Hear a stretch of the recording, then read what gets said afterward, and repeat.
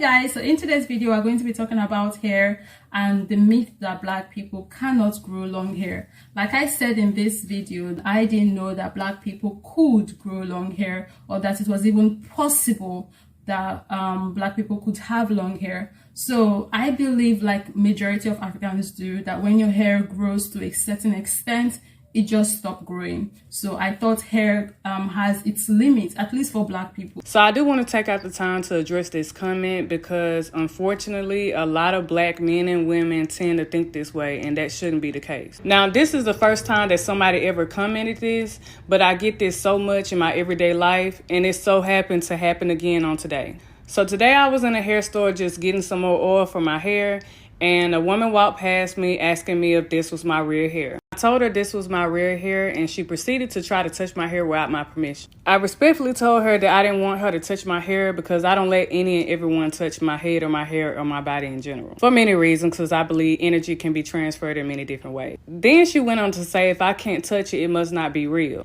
And I respectfully asked her why it couldn't be real. And she stated that she never seen a black woman with hair that long, so it must be fake, and I'll just have to prove it to her. Now, before walking away, I did tell her that black hair grows just like any other race. But unfortunately, society has conditioned us to think otherwise. All we need to do is to learn how to properly take care of our hair. What we didn't know, and what we still do not know as much as we should know in Africa, is that the reason why we do not have long hair is because we are not treating our hair the way we are supposed to be treating our hair. We do not know the rules we are supposed to be following. Rules like how you are supposed to be combing your hair from, the tip and working it up, how you are supposed to be moisturizing, how you are supposed to be washing your hair in sections.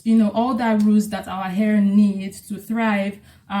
We do not know it. So we are doing the direct opposite of everything we should be doing. I would like us to go into the past just a little bit, right? We're going to be going to the colonial era. I'm going to the past because I want to talk about how we forgot how to take care of our hair. And this is not something that just happened because it happened during colonization. What happened during colonization was a lot of things were stripped away, like we know, from cultures that were watered down and, demonized, that we had to forget and we now demonize. But that's topic for another day. I've already filmed this video. You guys to look forward to that. But they came and a lot of things were stripped away, right? And that also includes hair, because in the African culture, hair is very important. Says a lot about your status, who you are, connection to your ancestors. Hair had a lot of value, and when you shave off someone's hair, you really subdue them like that, because it's a pride. So when they take your pride away, you know how it is. So imagine them stripping you, taking your clothes away. You feel,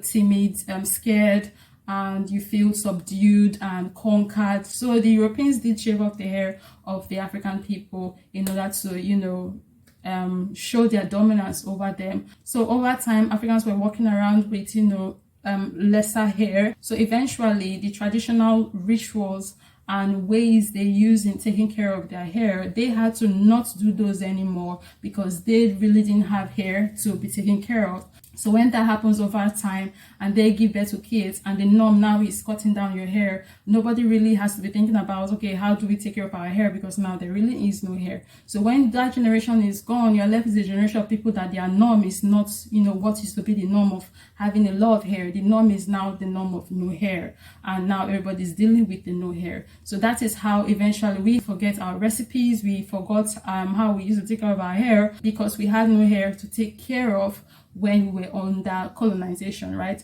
So you see a situation where, they are educating and they made the children cut their hair, including the girls. Hair wasn't just a female thing, it was an everybody thing. Everybody was carrying hair because it was of great importance to the African people. Here is the colonial legacy that you inherited from the white man. When slave trade began in the 15th century, captured Africans were forced to cut their hair as a way to humiliate them. They knew how much Africans valued their hair. The colonizers would touch the African hair and say African hair feels like pubic hair, or African hair is dirty. Shaving Africans was the colonizers' way of depriving them of their identity and having them forget their culture. All missionary schools required African children to shave, and with time, shaving in Africa became a culture. During the Mau Mau Rebellion, African men and women decided to rebel by growing their hair, an act that was dreaded by the white man, to the point anyone that had dreadlocks was killed on the spot. Hence the name dreadlocks. This created stigma around dreadlocks that African parents still associate dreadlocks with the criminal activities. Up to today, there are jobs and schools that do not take in black children and black people with dreadlocks. Tujiangalie. In Nigeria, public schools make the children cut their hair. I personally do not know what's the history of that and how it really started, but I would bet it's connected somehow to the education that was left here and how it was being run by the colonial master. I attended public school for 6 years, from GS1 to SS3, right? And I had to cut my hair like this all through secondary school, junior secondary school and senior secondary school. Thinking now, I would bet it's connected somehow to the education that was left here and how it was being run by the colonial master. Presently, the reason they give in Nigeria as to why we have to cut our hair in public school is that we would be distracted if we were to be taking care of our hair while still pursuing an education. The unfortunate thing is that even after the colonizers left and we had forgotten how to take care of our hair and we didn't know our hair could grow anymore, and our standard for hair literally became something else over time, we also in Africa started reinforcing anti-African hair, anti-Afro. This is, like I said, the mentality that was passed down. So our standards now are really not even us. We are not even our standard. Yeah. Does that make sense? Saying how their hair is terrible, it's ugly, is this, is that, is that. No girly girl or high-end fashion girl or just, everyday other Nigerian girl wants to have natural hair because they don't think it's pretty. They don't think it's good to look at. They don't think it's fly, whatever word you want to use in describing what is in trend and beautiful. They don't think that of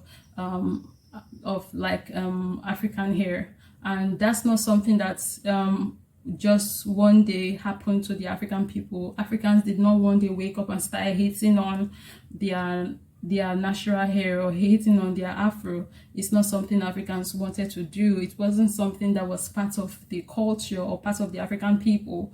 And this is why a lot of things traces back to colonialism, because that's where the root of all this evil started from. The hatred being African, the hatred of your skin, the hatred of your hair, the hatred of your culture, because everything literally was demonized. And for those people that keep talking about how we always dwell on the past, keep asking, why do we do these things? Like, the answer is literally in the past. If you go back down enough, you see the source of the problem really has affected our present and will continue to affect our future if we do not put things in check as quickly as possible. So it's a lot of decolonization we have to do. It's a lot of re-educating we have to do. It's a lot of remembering we have to do. And it's making sure that we pass on these things to our children so they don't forget, so they can pass on to their children so they don't forget. Because this all ties into helping the identity of Black people, helping the self-esteem of Black people. Because on a greater scale, if Black people are thinking they can't have long hair, to some people it looks like it's just hair, it doesn't matter. But when you are of a group that think that they don't have long hair because your group, you just don't see them having long hair, then you start looking out. And when you start looking out at people that you wish you had hair like or long hair like, then you start to make those people some kind of standard or make them better than you in your head because they have something that you don't have. And when something seems like a minus to you and you see it in other people, to them is a plus. So if you have to take a check of yourself, what you have and what you don't have, and there's a lot of minuses in comparison to what these people have, then you start low-key seeing yourself as less than. I mean, it's like subtle subliminal. I would love to see every Black person blocking everybody's freaking view with their Afro. Like I have been saying, I can't wait for such a time to come. That would be so pretty to look at, honestly, like if we can get to that point.